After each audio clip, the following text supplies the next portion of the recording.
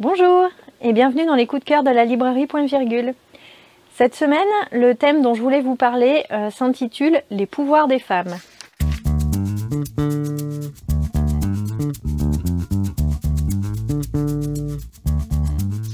Alors le premier que je voulais vous présenter, c'est une série de mangas qui comporte pour l'instant 2 tomes et qui est publiée chez Glénat, qui vient de commencer cette année.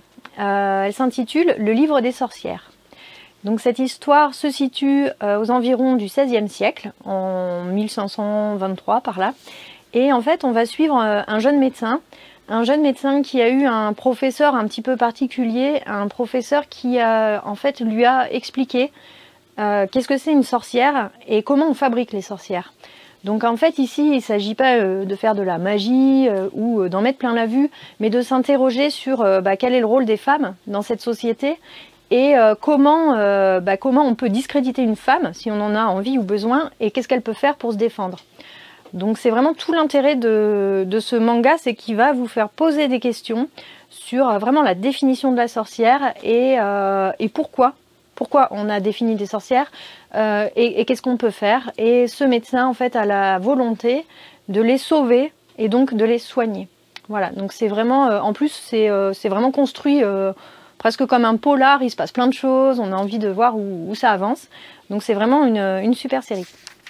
Alors le deuxième livre que je voulais vous présenter, c'est un roman, un tome 1, qui est édité en science-fiction fantasy aux éditions Pygmalion. L'autrice s'appelle Naomi Novik. Donc la série s'appelle Éducation meurtrière et elle s'adresse vraiment aux adolescents, même grands adolescents, voire adultes. Et alors en fait cette histoire est assez intéressante parce qu'en fait vous allez suivre des magiciennes et des magiciens qui vont suivre leur cursus universitaire, on pourrait dire. Entre leurs 16 et leurs 18 ans, ils vont dans une école de magie, mais une école de magie un petit peu particulière. Je crois que l'analogie avec Harry Potter, elle s'arrête là, parce qu'en fait, donc c'est une école qui va toujours chercher à les pousser à bout, qui est organisée, qui a comme une âme propre en fait, qui a des volontés propres. Et les étudiants au milieu de tout ça vont essayer de survivre tout simplement, sachant qu'au bout du compte et au bout de leur horizon, il y a comme un espèce de rite de passage de fin de scolarité. Il faut savoir qu'à l'issue de ce rite de passage, il y a environ un quart, si on a de la chance, des étudiants qui arrivent à sortir de l'école. Les autres, voilà, ils vont se faire dévorer par des monstres.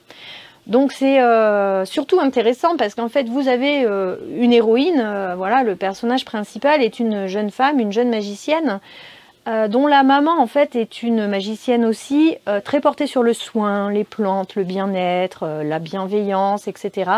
Et cette jeune fille, malheureusement, tous ceux qui la croisent ne voient en elle qu'une potentielle magicienne noire, mais absolument beaucoup trop puissante et qui pourrait d'un claquement de doigts détruire la planète. Enfin, c'est vraiment des ordres de puissance énormes. Et alors comment cette jeune fille va arriver à se frayer un chemin dans la vie et à être ce qu'elle veut être en fait, même si ce qu'on lui dit c'est qu'elle a ce potentiel et que peut-être elle n'a pas envie en fait de suivre cette voie. Donc le troisième roman dont je voulais vous parler s'appelle Une dose de rage. Il vient d'être publié chez Nathan et l'autrice s'appelle Angéline Boulet. Donc elle est canadienne et elle est aussi amérindienne. Donc c'est le premier intérêt de ce roman, c'est qu'on n'a pas souvent l'habitude d'avoir des autrices qui ont cette identité-là. Ce roman s'adresse aux adolescentes et aux adolescents, mais alors un petit peu grand parce qu'il y a quand même des scènes un peu difficiles à lire. Donc là on n'est pas du tout sur de la fantasy, c'est un thriller en fait qui se passe de nos jours dans une réserve amérindienne au Canada. Et donc on va suivre en fait l'histoire d'une adolescente qui va se retrouver en fait à faire agent double pour en fait le FBI qui mène une enquête sur sa réserve par rapport à un trafic de drogue et de fabrication de méthamphétamine.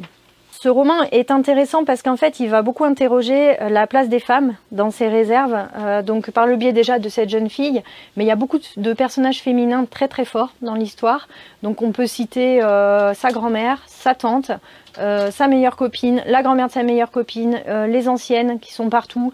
Vraiment on interroge beaucoup cette place de la femme et en fait une des questions centrales du roman est liée à presque une anecdote en fait qu'on nous raconte au tout début qui est l'opération couverture. L'opération couverture, c'est des femmes amérindiennes qui se défendent entre elles. Donc si un homme fait du mal à une femme, eh ben, elles vont le choper, elles le roulent dans une couverture et puis elles le tabassent. Voilà. Donc en fait, une des questions que ce roman va aborder, c'est aussi comment les femmes peuvent se défendre. Et croyez-moi, elles y arrivent. Voilà, merci et bonne lecture.